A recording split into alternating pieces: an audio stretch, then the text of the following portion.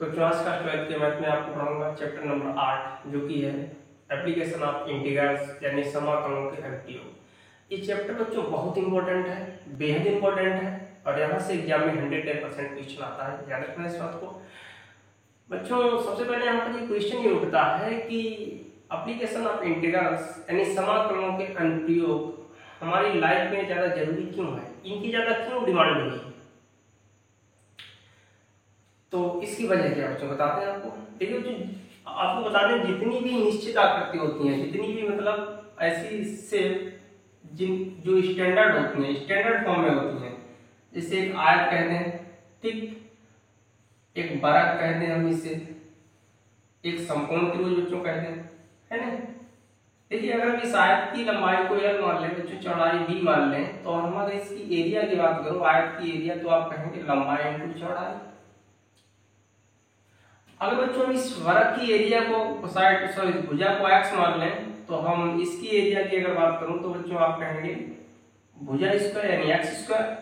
बच्चों अगर हम इसको h मान लें और ये आधार x मान लें, तो अगर इस समकोण त्रिभुज की एरिया की अगर बच्चों हम बात करें तो आप क्या कहेंगे 1/2 आधार इंटू ऊंचाई,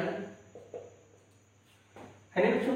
तो यहाँ से एक चीज क्लियर हुई कि बच्चों जितनी भी स्टैंडर्ड शेप होती है, जितनी भी मतलब निश्चित आकृति होती हैं, उनका एरिया निकालने का कुछ न कुछ फार्मूला होता है जो कि निश्चित है। लेकिन बच्चों जब कभी अनिश्चित आकृति आ जाए, टेढ़ी मेढ़ी टाइप की आकृति आ जाए, शेप आ जाए, तो उसकी एरिया हम कैसे निकालते हैं। जैसे बच्चों इसका जब कुछ आता है, जैसे एक्स अक्ष है और ये वाई अक्ष है, और यहाँ पर इस टाइप से बच्चों समझो हमने कर्व बना दिया और ये वाला जो कर्व है इस इतनी एरिया को घेर रहा है, तो इसकी अगर हम आकृति पूछे तब आप यहाँ पर कौन सा फॉर्मूला लगाएंगे। कोई फॉर्मूला नहीं क्लियर हो रहा है। अगर बच्चों यहाँ पर हम कुछ इस टाइप से बना दें,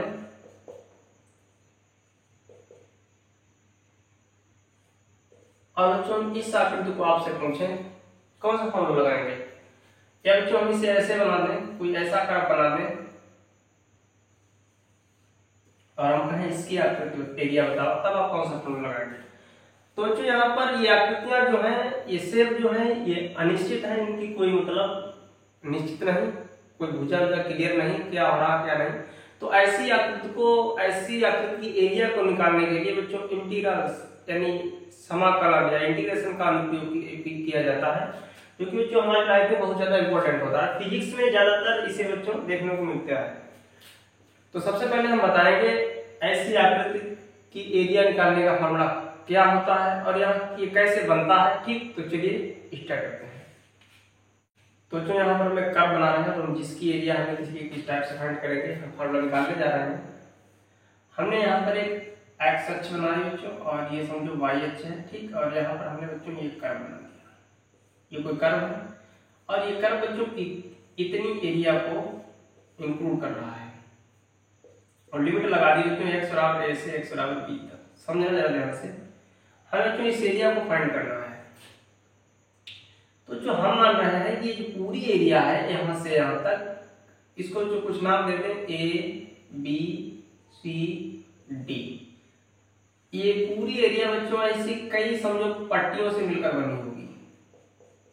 ये हमने छोटी पट्टी, बहुत पतली पट्टी बनाई बच्चों। ये इतनी पतली पट्टी है कि हम सिर्फ सोच सकते हैं, सिर्फ महसूस कर सकते हैं, लेकिन प्रैक्टिकली हम दिखा नहीं सकते हैं।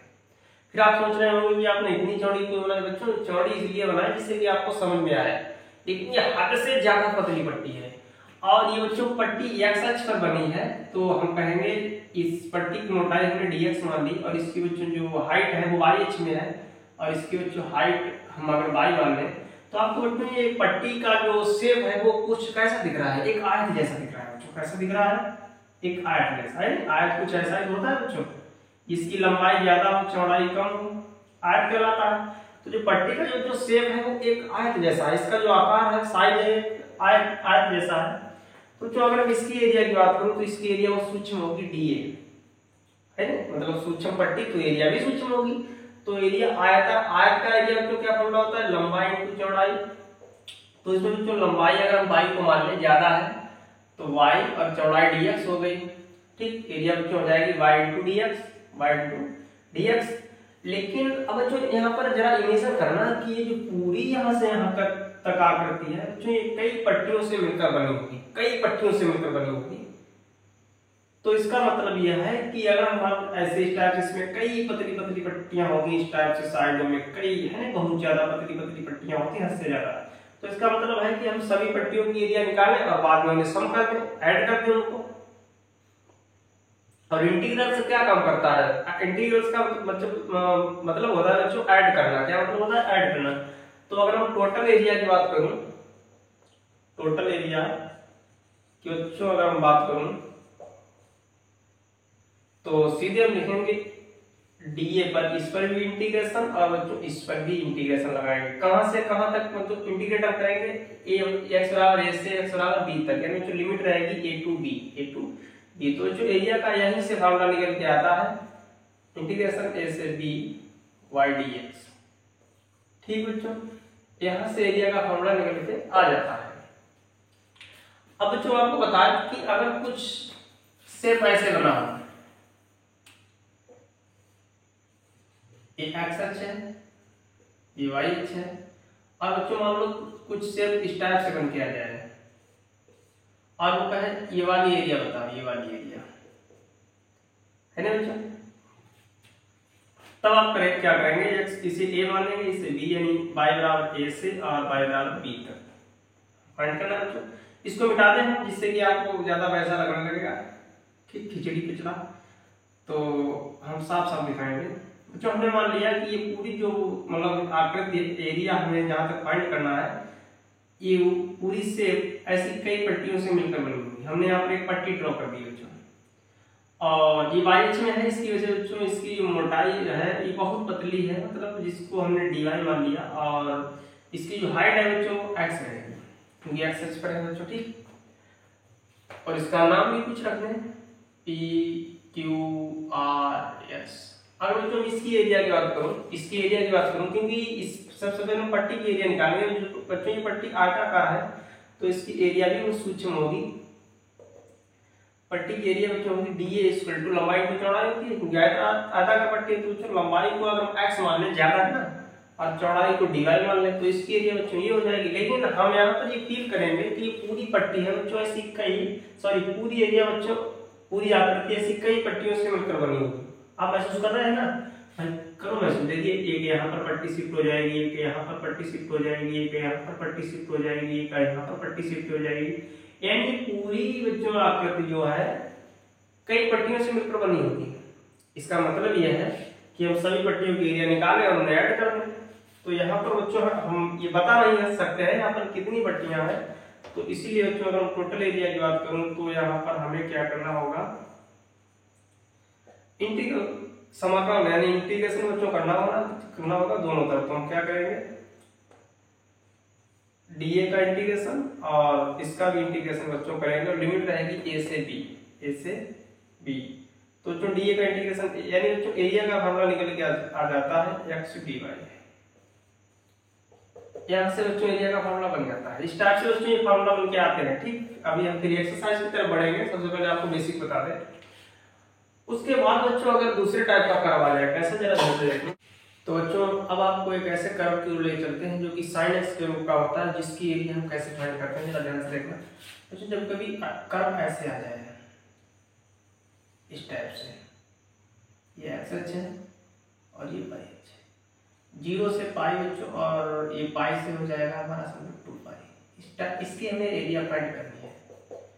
ये बच्चों इस एरिया को अगर हम A1 कहते हैं और इसे बच्चों अगर हम A2 कहते हैं, ठीक, इसे A1 कहते हैं, इसे A2 कहते हैं। बच्चों ये जो कर्व होता है ये sin x के रूप का होता है। ऐसी स्थिति में बच्चों अगर जब भी आप रिक्वायर्ड एरिया निकालना, तो रिक्वायर्ड एरिया आप कितने निकालना देखना जरा ध्यान से। रिक्वायर्ड एरिया जो है बच्चों को निकालना आप लोग A1 प्लस A2 का मॉड, याद रखना इस चीज को। और कैसे निकालना, सबसे पहले आप A1 निकालना। A1 का निकालने का तरीका है बच्चों, ये sin x का फॉर्म का होता है, ठीक, इसे इंटीग्रेट कर देना बच्चों 0 से पाई तक। sin x को सबसे पहले इंटीग्रेट करना आप 0 से पाई तक, यहाँ से A1 निकालना, उसके बाद बच्चों A2 निकालना, और फिर इसे इंटीग्रेट करना पाई से 2 पाई तक, ठीक बच्चों, A2 निकालना। जितना A2 निकल गया है और इसमें बच्चों पुट कर देना मॉड लगा के वैल्यू, ठीक, जिससे कि आपका कभी भी आंसर गलत नहीं होगा। और अगर आपने डायरेक्ट इसका इंटीग्रेट कर दिया इस टाइप से, रिक्वायर्ड एरिया निकाली और 0 से 2 पाई अगर आपने डायरेक्ट इंटीग्रेट कर दिया sin x का, बच्चों याद रखना, तो आपका 100% आंसर गलत हो जाएगा, 110% आंसर गलत हो जाएगा। तो ऐसा अगर क्वेश्चन आ जाए तो बच्चों आप इस तरीके से इंटीग्रेट करना। तो बच्चों अब आपको बता दें पैराबोला, पैराबोला कैसा होता है, इसके कैसे डायग्राम बनाएंगे जरा ध्यान से देखना। तो जो पैराबोला हेडिंग लगाएंगे, यानी जिसे पैराबोला कहते हैं।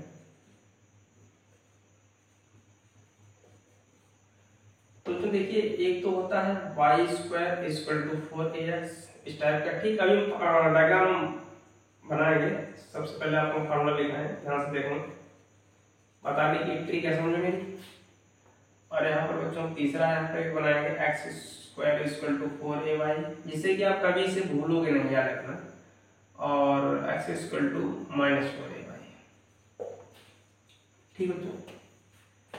एक चीज देखना बच्चों, यहाँ देखिए और आपको बता दें, समझो ये अगर x अक्ष है, ये x डैश मान लिया, ये y अक्ष है, ये y डैश मान लिया।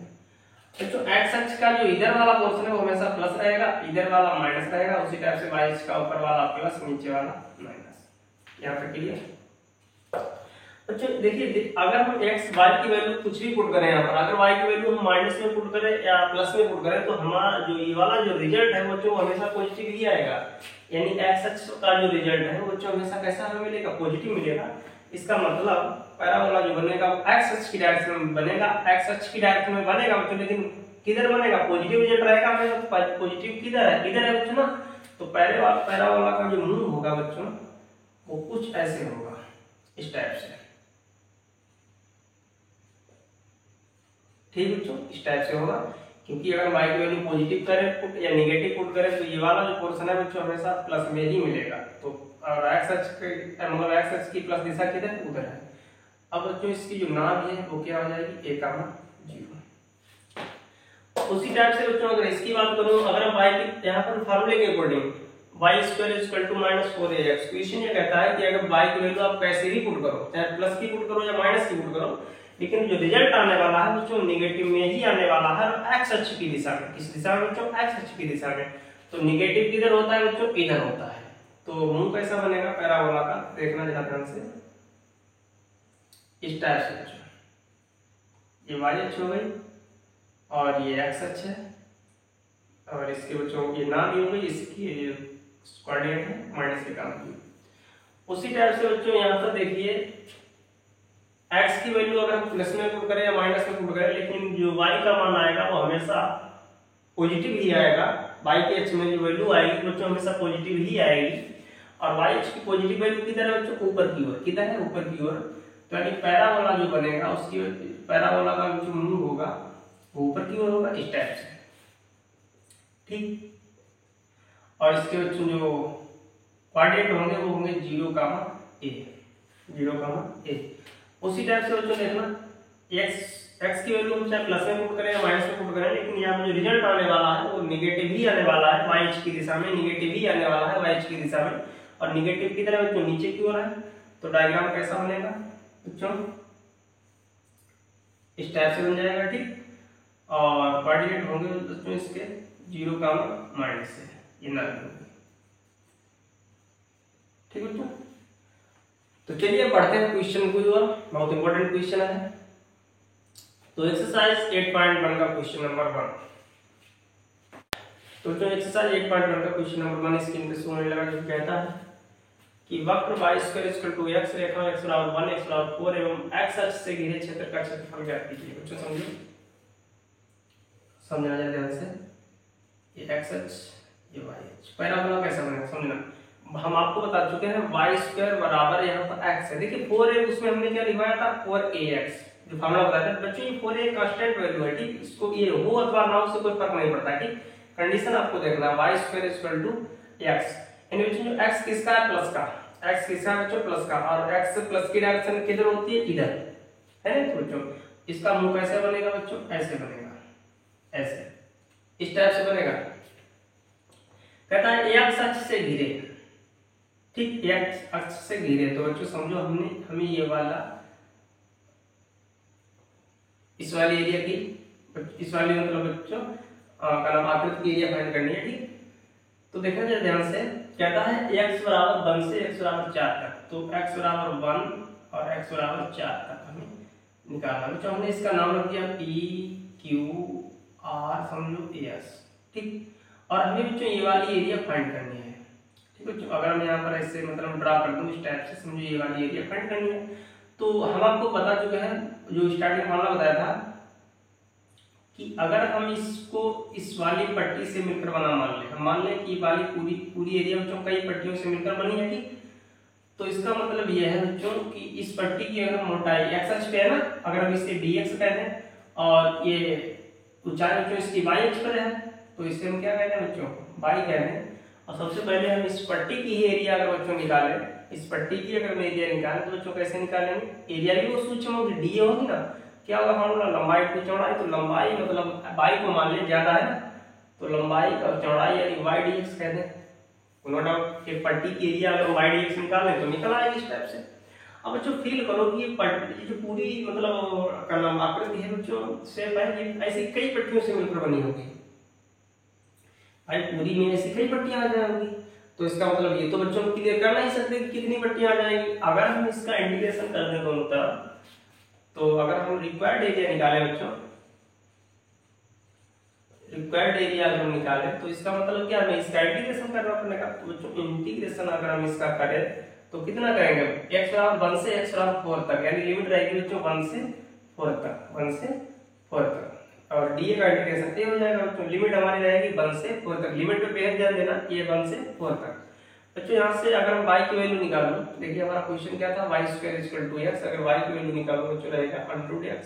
ठीक, हालांकि प्लस माइनस x है बच्चों, तो हमें कौन सी वैल्यू लेंगे, प्लस y लेंगे, क्योंकि बच्चों ये कॉलम प्रथम चतुर्थांश में है, तो इस वजह से वैल्यू बच्चों प्लस y लेंगे।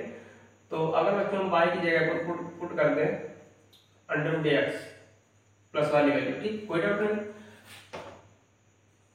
अब बच्चों अगर हम इसका इंटीग्रेशन करें तो हम इसे अगर रूट हटा दें तो वैल्यू हो जाए पावर हाफ हो जाएगी।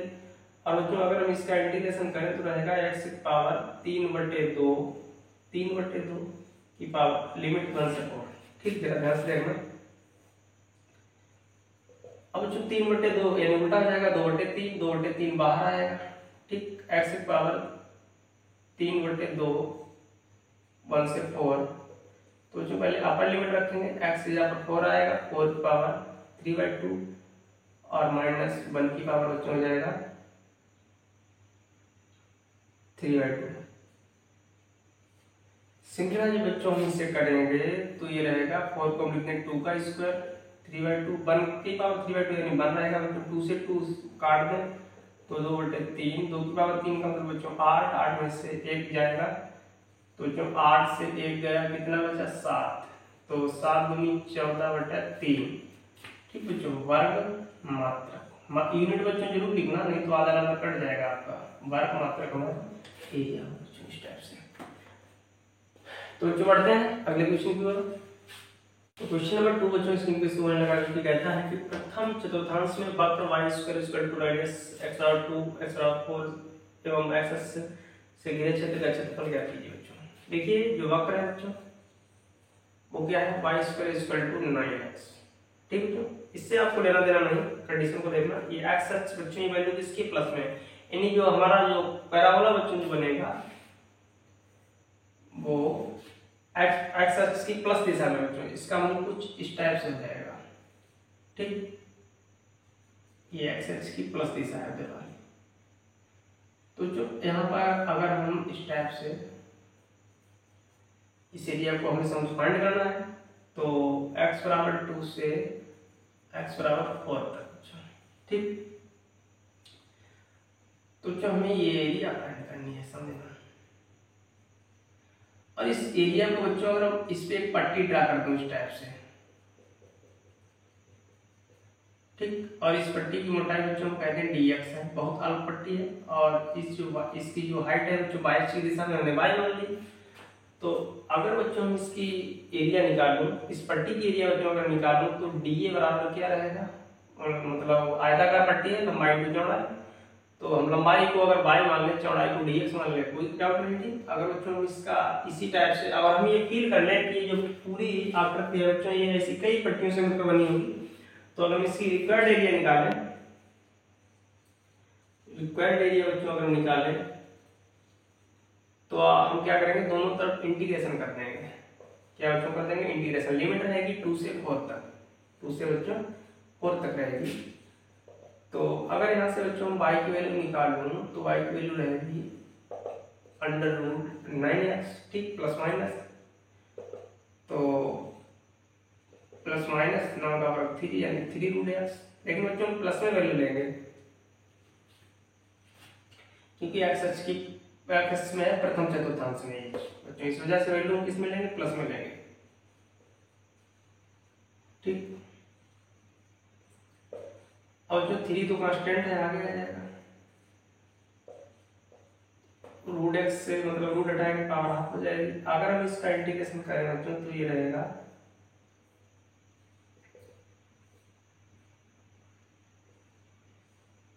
x की पावर 3/2 अपॉन 3/2 की लिमिट 2 से 4, 3/2 बच्चों 2/3 बन जाएगा। ठीक, मतलब ऊपर जाएगा, वैल्यू पुट करेंगे तो 4 की पावर, पहले 4 लिमिट रखेंगे 3/2 माइनस, फिर बच्चों यहाँ पर 2 रखेंगे 3/2, तो ये तो बच्चों बाहर आ गया उल्टा होकर, 3 से 3 कैंसिल यानी 2 बचा। इस 4 को बच्चों अगर हम ऐसे लिख दें कोई डाउट नहीं, और बच्चों इस 2 की पावर 3/2 को हम 2√2 लिख दें तब भी कोई डाउट नहीं। ठीक, ये इससे कैंसिल हो जाएगा।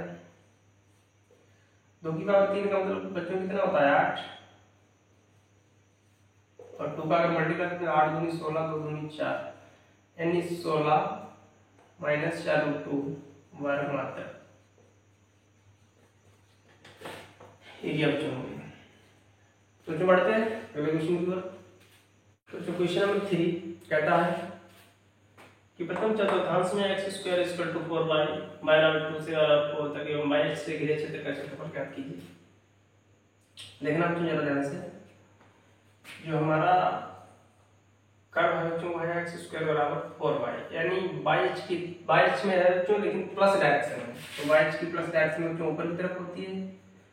तो जो हमारा पैराबोला बनेगा बच्चों वो कुछ ऐसा बनेगा।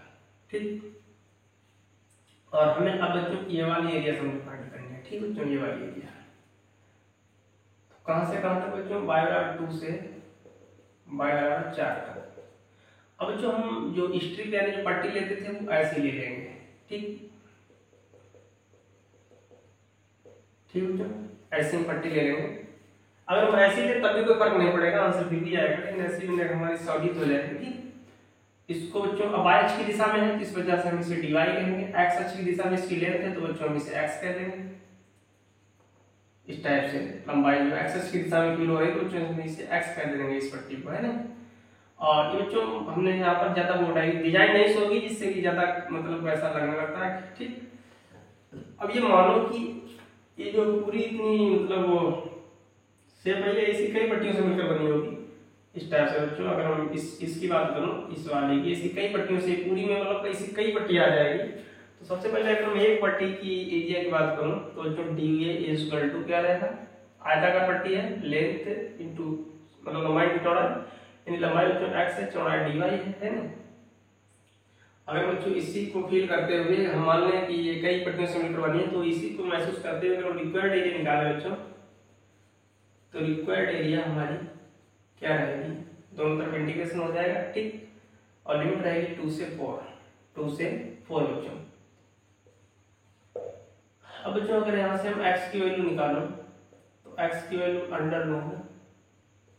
√4y और इसका वर्गमूल बच्चों क्या हो जाएगा √2y, है ना। तो अब बच्चों x यहाँ पर आएगा 2√y dy,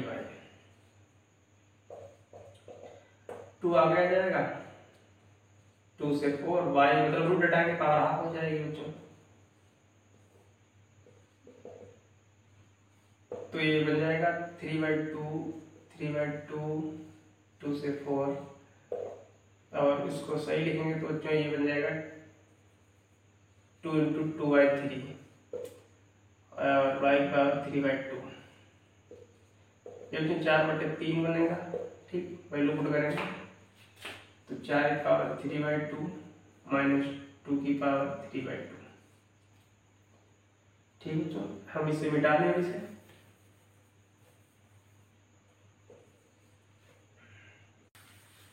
जो हम इसे ऊपर लिख दें और 4 बच्चों अगर हम ऐसे लिख दें का नाम 2 का स्क्वायर 3/2 माइनस 2, ये कैंसिल हो जाएगा 4/3, 2 की और 3 का मतलब बच्चों 8 और 4 का अंदर गुणा करें तो ये हो जाएगा 8 चौको 32 और 4 दूनी 8√2। ठीक, वर्ग मात्रा। तो बढ़ते हैं अगले क्वेश्चन की ओर। तो अगला क्वेश्चन कहता है कि दीर्घवृत्त x² + 16 + y² 1 से घिरे क्षेत्र का क्षेत्रफल ज्ञात करो। तो जरा ध्यान से देखना, दीर्घवृत्त का ये इक्वेशन है। इसको अगर हम ऐसे लिख दें x² / 4 का स्क्वायर और y² / 3 का स्क्वायर, कोई डाउट नहीं। तो यहाँ पर अगर बच्चों दीर्घवृत्त बनाए तो दीर्घवृत्त जो बच्चों हमारा कैसा बनेगा समझना ध्यान से। इस टाइप से अगर हम इसे बना दें, ये x कहें, ये y कहें, तो इसके बच्चों इस पॉइंट के जो कोऑर्डिनेट रहेंगे बच्चों x की वैल्यू x के x में बच्चों क्या है 4, इन्हें यहाँ पर जो हमारा कोऑर्डिनेट रहेगा 4,0, क्योंकि ये बच्चों ओरिजिन पॉइंट है 0,0। उसी टाइप से बच्चों अगर हम इसे निकालें तो ये रहेगा -4,0 और ये बच्चों अगर निकालें तो ये रहेगा 0,3 और ये निकाले बच्चों तो ये रहेगा 0,-, क्योंकि ये निगेटिव अच्छे ना नीचे की तरफ। और कहता है इसके पूरे का निकालो। तो जो हम ये मान रहे हैं कि हमें सबसे पहले बच्चों इसकी अगर हम निकाल लें, ठीक, एक हिस्से की और इसमें 4 हिस्से हैं, 1 2 3 4 और 4 गुना कर देंगे। ठीक, इस चतुर्थांश में अगर हम निकालें बच्चों, लेकिन हम ये फील कर रहे हैं कि जो पूरा है बच्चों इसमें कई पट्टियां ऐसी होंगी, है ना। प्रोसेस तो हमारा वही रहेगा, ये कई पट्टियों से मिलकर बना होगा। जो अगर हम इस पट्टी की मोटाई बहुत सूक्ष्म x अक्ष पर है ना, तो अगर हम इसे dx कह दें और इसकी जो लेंथ बच्चों जो y अक्ष पर है इसे अगर हम y कह दें, तो सबसे पहले अगर हम इस पट्टी की एरिया निकालो, तो पट्टी की एरिया निकालने से पहले बच्चों हम इसे थोड़ा इस वाले क्वेश्चन को सॉल्व करने हम y की वैल्यू फाइंड कर लें। तेज रहता है देखना। और बच्चों हम इसे यहाँ से पहले इसे सॉल्व करें तो ये रहेगा, ये पूरा टर्म उधर जाएगा x² / 4²। ठीक है बच्चों,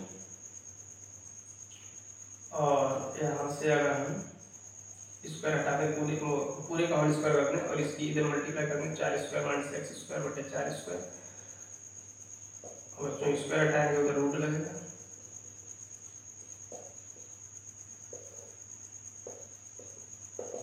ठीक बच्चों,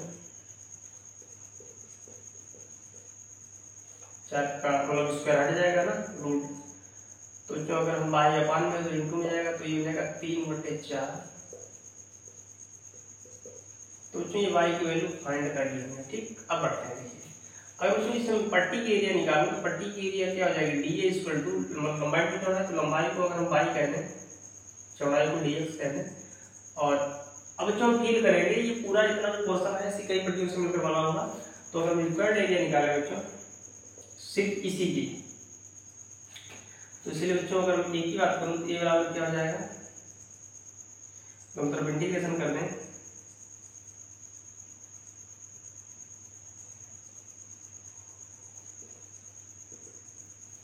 इंटीग्रेशन कर देंगे बच्चों। लेकिन लिमिट क्या रहेगी तो देखना जरा, x अक्ष पे 0 और x अक्ष पे 4 है, तो बच्चों लिमिट रहेगी 0 से 4, क्योंकि बच्चों यहाँ पर 0 है ना x अक्ष की वैल्यू, यहाँ पर x की वैल्यू कितनी है 4, क्योंकि यहाँ से यहाँ तक 4 ही है बच्चों, कितना 4 है ना, और 4 है और रियल में बच्चों ये क्या है x अक्ष पर मान 4 है, तो 0 से 4 लिमिट हो जाएगी। ठीक, लेकिन बच्चों एक चीज देखना, ये मतलब इसमें कई कितने खंड है 1 2 3 4, एक के निकालें तो बच्चों अगर इसमें 4 से मल्टीप्लाई कर दें तो 4 हो जाएगी, है ना, 4 से मल्टीप्लाई कर दी और y की वैल्यू पुट करेंगे बच्चों कितनी, इसका डी हो जाएगा। अब बच्चों y की वैल्यू पुट कर रहे हैं 3/4 4² - x² dx। आप बच्चों इसे नोट कर लीजिएगा, मिटा दें इसे।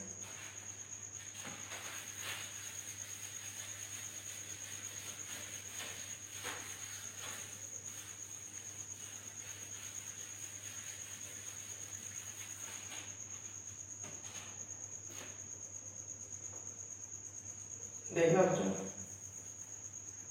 देखना बच्चों जरा ध्यान से, अगर हम इसे 3/4 कॉमन दें और 0 से 4 लिमिट है,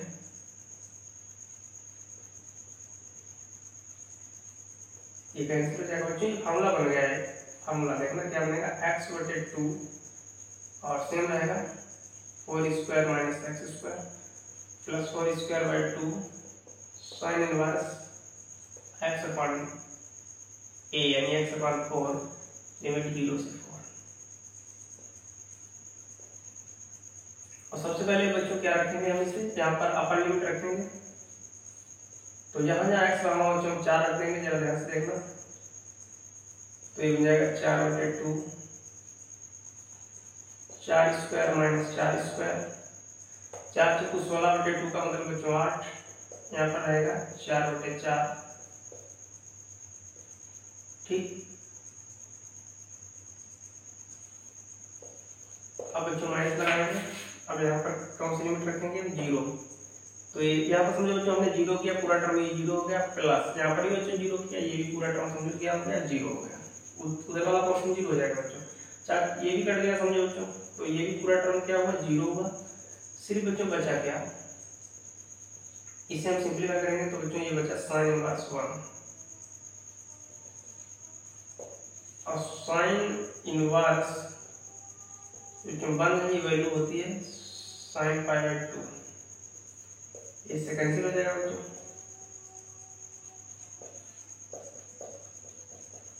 इतनी 8 24 π/2 12 बच्चों हमारा आंसर आएगा 12 पाई।